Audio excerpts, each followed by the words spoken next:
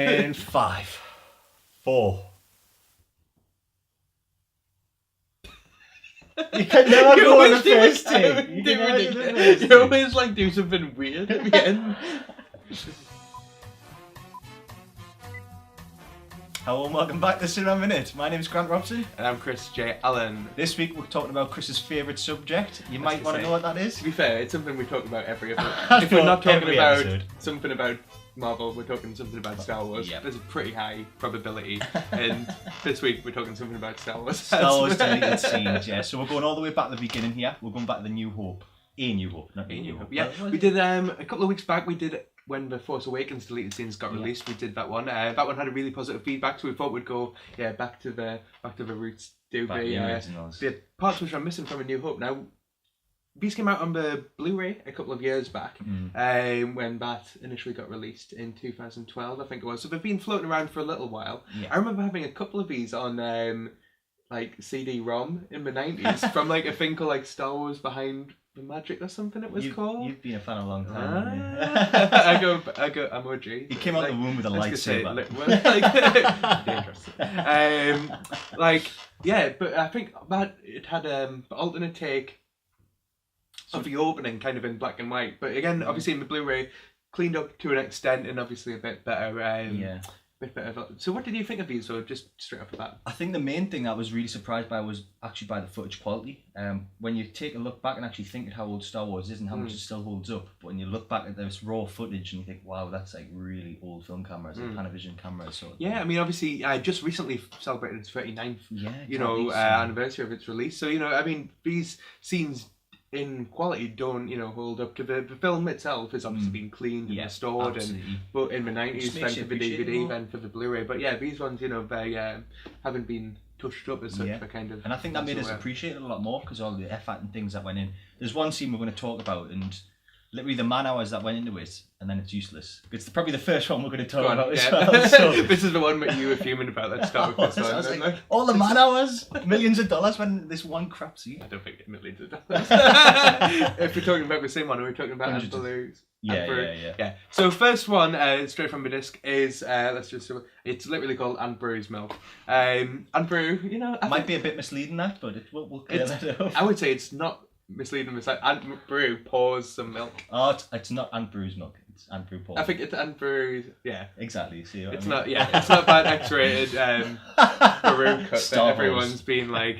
Yeah, it's not the Kevin Smith parody. Zack and Miri make a porno. But it's not. Yeah. I think I might watch the wrong deleted scenes then. Yeah, I was gonna say we'll start again. We'll say. No, I mean, I guess something sort of weirdly iconic from that original A New Hope is Anne-Beru serving the sort of the sort of weird looking milk. It's called back in episode 2, Attack of the Clones as well. So there's just this extra bit of B-roll footage of a kind of going about the kitchen. Where the milk comes from, essentially. Well, I mean, not from a blue cow. If that's what you were wondering, well, we don't know, I mean, there's some Tatooine. Yeah, some strange animals. There's some Tatooine farm spin-off that we need to be seeing pretty soon. Like, this is like a little 15-second clip, and it's literally just before she goes into the room and starts talking to Luke. And I never remember his uncle's name. Uncle Owen. Uncle Owen, is that it? Uncle Owen, yeah. It's Lars is out the original. Owen Lars, yeah. Yeah. Oh yeah. Yes. Beru Whiteson. There you go. That's ridiculous.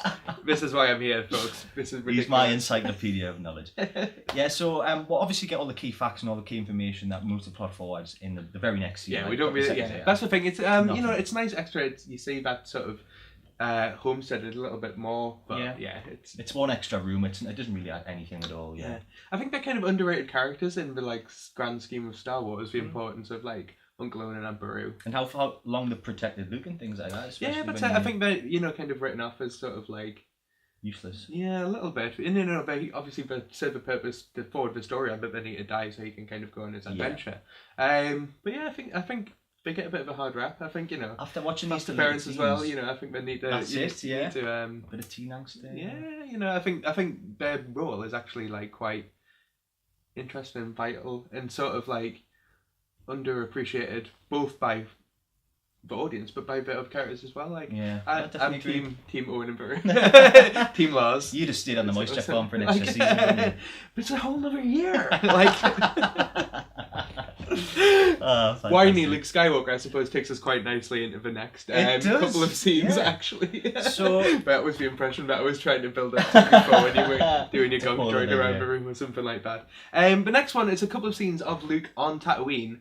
First starting out with something which I guess is meant to be pretty close to the very start of the film. Yeah. It's kind of Luke at a moisture evaporator with his sort of little floppy hat thing. You're not keen? No. I like the hat as well. Yeah. I like going to Brew and I like the hat. It's kind of like Fear and Loathing in Las Vegas. Like, this is joy country. To be fair, you said that like it's a bad thing. It was like, obviously, years before, like, obviously, like, the film came out, but that connotation nowadays, I would just be looking at it. That hat is nothing but, yeah. Maybe. So that annoys a little bit. Why do you like it so much? Why do you like the hat? No. Just like I've got no reason. The poncho and the floppy hat. I think it's the Luke's underappreciated Tatooine wardrobe. Yeah. Tatooine chic. Tatooine chic. It was in back, yeah. Yeah. Again, it's quite cruel as well because he leaves a droid behind who's just malfunctioned, and that doesn't seem like Luke. I guess you get the idea of it. The farm's obviously like a bit run down. Meant to be a bit, like they're under that pressure and stuff. Yeah. The interesting thing, obviously, though, is Luke sort of watching what's going on in the space battle above, that initial Star Destroyer in Rebel blockade run, is sort of, battle going on. Which is a phenomenal concept for its time, like, obviously. Yeah, it's a cool idea, it links. It's interesting to have Luke linked to that action straight away. Yeah. Something that from a distance comes up when we get to this in a couple of episodes' time, when we look at the Return of the Jedi deleted scenes. It's interesting how this is basically Luke's introduction in the film, and it's cut. And the same thing kind of happens in Return of the Jedi again. Yeah. His introduction is kind of, so it's interesting that Luke's opening scenes in at least 2 films have kind of, been taken away, and his one in Force Awakens is his only scene. You know what I mean? Yeah, exactly. They took that out. If that got cut out, God, yeah, like I'd be under my agent straight away. But yeah, I think it's an interesting one. I don't know if I would. I wouldn't have kept it. Yeah, I think that the fact the concept's great. Really like, clever, really clever. Looking at binoculars, obviously you look at a battle across a landscape, but look at straight up and watching a space battle and like just think of like that's classic Lucas. That's just thinking outside the box. Yeah, that's like, it. It's an interesting way to start a character on his hero's journey, which is obviously something that's big to Lucas. Like taking that sort of concept from, from Kurosawa and from all these classic literature and from Joseph Campbell, which obviously is a big influence on Lucas too. In starting off the hero's journey with a hero literally being a bystander sort of thing and seeing the action and seeing what he wants to go and be part of this galactic war and stuff like that. Like that's really, again, the concept I think is solid, but maybe the realization, it would slow down at the start of the film. It maybe doesn't, it looks kind of out of place as opposed to where you actually do get to meet Luke. It joins on though, it continues to Luke going to Tosche Station. That it does. What's his friend's name? So, Big Starklighter. Grant's impressed that I can remember any characters. Any character. Especially like... any of the Rebel Alliance, like Fight Squadron, Flying Squadron, there's anybody. 2 of Luke's other friends there. The girl's called Cammy. What? Just like in like one scene? This I blame for the Star Wars Card Trader app. There might not be in the film, but from that Star Wars Card Trader app. I did not know that. This is what I do when I'm on my way to work. I don't stop the Card Trader app and drive, guys. If you're getting the metro, public transport, get it. This one for me, I said it as soon as it came on the scene. It's just like a little bit of a teen drama. It changes the whole tone of the film straight away from the get-go. It's very much connotations to American Graffiti. Yeah, I think that's exactly why it was. It is a deleted scene. Again, I believe the extras on the Blu-ray, in fact. Another sort of story surrounding it. Lucas's original cut that he showed to his contemporary filmmakers of the time. Spielberg and De Palma and Coppola and stuff like that. I think they kind of said these bits are a bit too much like American Graffiti. Yeah. Obviously Lucas's big hit before Star Wars came along. And you do get that feeling. Again, much for like starting Luke off in an even sort of like weaker position. Definitely. He's kind of literally being called being called wormy by this girl, like they're calling him like there's no space battle going on there, but just there's that kind of this heroes came back to town, Biggs, this character they looked up to. Yeah. And they're still stuck on this rock or whatever, you know what I mean? So again, it puts Luke in an even lower position in some ways, which again, I think ultimately would help that hero's journey.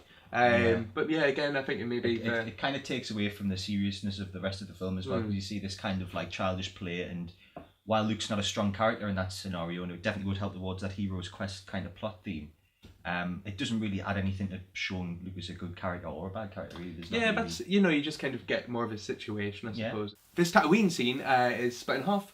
Again, the second half we get more of just Luke and Biggs again, sort of outside the Tosche station. Looks like they might have had a couple of drinks or something. Yeah, isn't it? Well, yeah, different side of Luke. Maybe these are power converters. We're here somewhere, but it just kind of continues that theme on a bit. Like Luke being stranded here. Again, you get that idea that he's yearning to go on this adventure sort of thing. And we'll get the first kind of inkling of the Rebel Alliance there. Absolutely. Biggs, but absolutely. But like his friends, done his training and is now off to go and try to find this rebellion. Obviously, which ultimately does play into the finale of the film. But yeah, again, it's a funny one. I mean, he's got a great cape. Yeah, fantastic cape in this sequence. Very Calrissian. Kind of, I was gonna say, you can see where Lando is pulling that from. In the Rogue One trailer as well, we saw some good cape action as well. Biggs could have been in that pantheon of great cape wearers in Star Wars, but he was tragically cut short. Yeah, I think he was the starter of that trend. Like, if you're sporting that on a big moon and you're not like on Coruscant or one of the capitals. That's the thing. That's the thing. That's again about that character being cool coming back into town. Like they're all wearing their like sort of dirt farmer clothes sort of thing, and he comes in with a massive cape on. And, awesome. And it's like he's the coolest guy in town. Like he's got a big starlight. He's got, like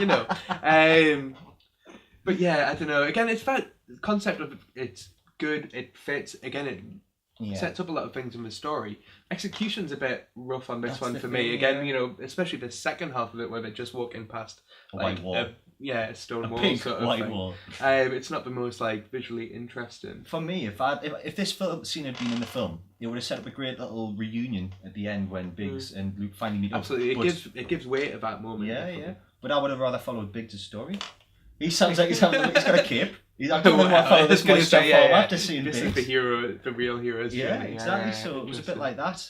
So I can see exactly why this scene was cut, but it does kind of lend a lot to later on where Biggs and him meet up, and obviously it's not integral to the storyline. The audience don't respond to it as well without this being in it. But that's the thing. It's one of those weird things. This film existed for 30 odd years before people knew. But, there was maybe inklings of this scene, but before actually seeing it, it was however many years. And yeah, I mean, again, much like when we were talking about The Force Awakens, obviously the film doesn't necessarily suffer from missing any of these. No. With how successful Star Wars' legacy has obviously been. Yeah, but it is really interesting to see that like any more of our especially hero characters.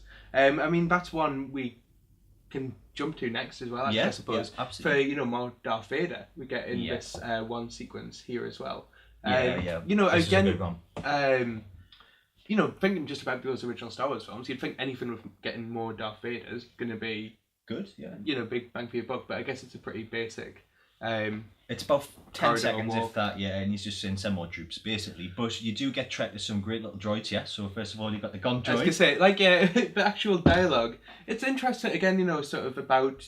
They've shut down the Mos Eisley so, it's kind of the consequence of that, which is kind of interesting, again, maybe building up. But I think it has no necessary effect. But again, you see some mouse droids, you see your gonk going around. But I've never seen a hollowed out, a transparent domed R2 unit. I think that's going around the Death Star, but you get a bit of a better look at that one too. Really nice. I was going to say for like obsessive droid fans, which apparently we are now. You knew. That's cool. Like it is interesting to see. It's interesting to see more Darth Vader in this deleted scene specifically. It's obviously not James Earl Jones, so you get this sort of slightly jarring thing of it being a guy actually in the suit going. Pretty much. So short but sweet that one. It was kind of just taken out. Again, much like the Luke thing, though. Like it's where do you want to fit in? I guess after they've blasted off from the Falcon's escape from just after Tatooine, I suppose. But definitely. Good to see more Darth Vader. But he's just kind of literally walking down a corridor. It's not necessarily the most. It's kind of like the Kylo Ren scene when he's on the Millennium Falcon in The Force Awakens. It's kind of there, and all he says is a couple of lines of dialogue, and then it kind of moves on from it. So yeah, I mean that's the thing. When it's such an iconic character, you do want to see more of him. But then if it's based, maybe it's not necessarily adding much to it. To stick on Tatooine, though, to jump back there for a second, we get 2 more there. We get more of Luke and 3PO searching for R2-D2. So this scene's pretty much it's all used in the film except for this 5-10 seconds at the beginning. Now, when you actually watch the land speeder going across, it's a great special effect, first of all, to take out all the rigging that was set up to do that. But it's all flat surface, you can see like the land for miles. And then when they cut to actually seeing the perspective of the speeder, it's like massive sand dunes going up and down. That's it, yeah. That's whoa. There's the half of it where it's the close-up shots of them in the car. I was going to say car. Yeah. It's not a car. Space car. Space car. Now Write that down. That's good. That's cool. I'll put it in the book. The rest locked away. Because I could just keep writing space car in it. It's like space car. Just says space car in every page. But I think some of it was extra bits of dialogue are quite interesting. Again, you get the unfiltered voice of C-3PO, which is always just interesting to see. I suppose there's nothing else. You get C-3PO driving as well. C-3PO behind gangster, the wheel. by the way, just one hand. There's no 2 hand on there. He's just like, I can't understand how his arms actually would he's got like the pin bit in there, so you just like... Okay, yeah. He is flying in episode 3 as well. Was he flying episode 3? Padme's ship. Oh, well, I didn't know you could fly. I didn't know you had flight experience. Oh, great. C-3PO. More than just meat. More than just your average droid. Write that down. Write that down. Space car. But yeah, this is again another scene where it's just kind of like, you get the end of it, as you say, in the actual film itself. Like, Barriers hit the accelerator. Yeah. Then you see them being pursued by the Tusken Raiders. But yeah, it's just a bit more. It's again another extended one, if nothing else. I think if it wasn't for that little cut scene where obviously you could tell the difference in the landscapes, I probably would have been used. But yeah, it's a bit of a. Just a the back projection looks a bit off compared to the rest as well. I mean, again, it's that thing of how much is this the actual finish scene, but yeah, it doesn't necessarily add much to it. It doesn't work really either. So it's a nice little bit of a joke, but apart from that, don't need it. Get rid of it. Yeah, I bet. A bit more on Tatooine, we've got the stormtroopers when we're in Mos Eisley searching for our heroes a bit more. You just like the little weird comedy. Yeah, I do. Because I think Star Wars does that really well. Like a Jim Henson film, for example. Where you've got them lovely little scenes, like the best example I can think of is in The Labyrinth, where she's marking off a lipstick and the little gnome comes up and disappears. I love things like that because I think like it adds comedy value, but at the same time you get loads more aliens and Star Wars does that really well. It's something when people were, you saw it on Twitter when people were rewatching the original films ahead of Force Awakens, and people just being like, I forgot how funny Star Wars was. Exactly. And I think it is easy to forget, especially when you've watched it a million times. You just kind of brush it over you, but if you haven't watched it in a while, the stuff which is funny, like that's legitimately really funny, you know what I mean? Totally agree. And little like weird little comedy things, especially with the aliens in this scene, the like the little guy running through the massive legs and stuff like that. That's class. Massive really legs. Good. I don't know if Massive legs. you might not have heard of massive legs. Apparently they do that. It's cute. It's just little, it's just that sort of extra bit, seeing those aliens. We've got a hunchback guy, got a big fat guy. When was this bit? What part was this bit in? So I guess again, it must be. Is it when Ben Kenobi and that just before when they're in the spaceport itself? I guess it must be. They're kind of being pursued when they're in the cantina. Yeah. Like at the end of that scene, Han Solo's like notices they've got some stormtroopers coming up to the table. So you can see where it would fit in. Just to get a little bit more going on Tatooine, I suppose. But still, a few great aliens. I'm always appreciative of them extra little bits. So I would have liked to have seen that bit in, just if not for the comedy little skit of the midget and the giant, then just to add some more extra aliens because I love aliens. What more do you need? Yeah. The last one's quite an interesting one. And again, interesting, especially tying into those initial extra scenes of Biggs, an alternate version of that. Interesting thing here, though, again, when they're reunited for the first time in Yavin Base, again, something we've just seen again, the Rogue One trailer. Getting that extra bit is nice, but also getting an alternate take from the squadron leader. Yeah, squadron leader. Mentioning his connection to Anakin and knowing Luke's father.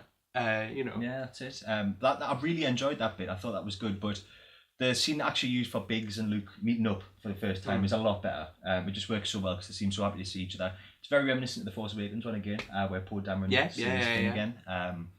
And it just really works, and it's really nice to see that they have this like camaraderie. But the little reference to Anakin Skywalker was good, and I think if that had been left in, obviously it was years before, and then they had the prequels in mind, that would have been a nice little link. It's interesting. I mean, there's obviously already those few connections. Yeah. You know, like you fought in the Clone Wars. My father was a, you know, like a spirit, and he's like, no, he was a good friend. You know, like you know, you get those bits about this past already. So it is just kind of.